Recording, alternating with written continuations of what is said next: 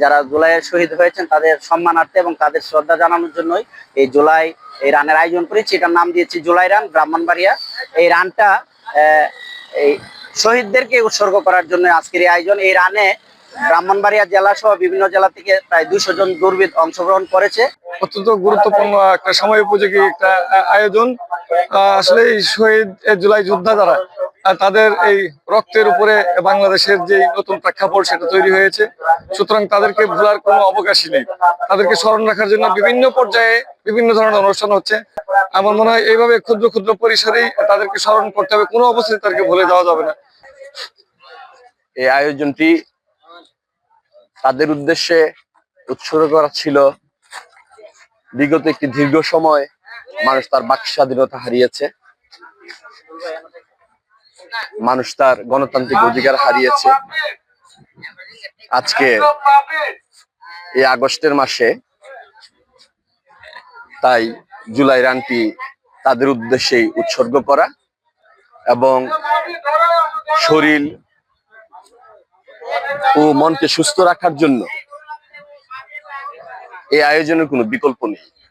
মূলত আজকে এই যে জুলাই শহীদদের স্মরণে যে ইভেন্টটা দিয়েছি, আমাদের মূল লক্ষ্য হচ্ছে যুব সমাজকে মানে উদ্বুদ্ধ করা, মাদক থেকে মানে দৌড়ের মধ্যে উদ্বুদ্ধ করা।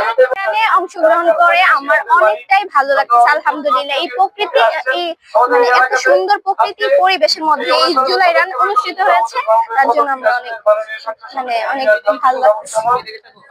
আমরা সুদূর হবিগঞ্জ জেলা থেকে রতন ভাইয়ের আমন্ত্রণে আমরা ব্রাহ্মণবাড়িয়া জুলাই রানে অংশগ্রহণ করেছি। অত্যন্ত সুন্দর একটা ইভেন্ট করছে, তো কম মানুষ নিয়ে অসংখ্য ধন্যবাদ জানাই ব্রাহ্মণবাড়িয়া রানার্স কমিটিকে। এই দ্বারা যেন অব্যাহত থাকে, কারণ খেলাধুলায় 12 বল, মাদক চোরে খেলায় চল, এই স্লোগানকে সামনে রেখে আমরা বাংলাদেশকে এগিয়ে নিয়ে যাবো। জি, অনেক ভালো লাগতেছে।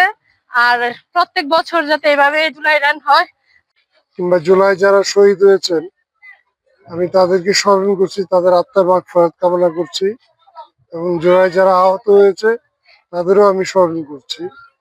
আজকে জুলাই যদি না হতো আমরা হয়তো স্বাধীনভাবে এইভাবে এসে আজকে এই ম্যারাথনে অংশগ্রহণ করতে পারতাম না।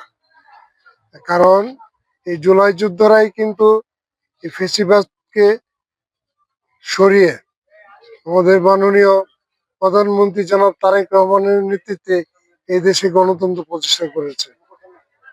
আপনারা জানেন যে দীর্ঘ 17 বছর আমরা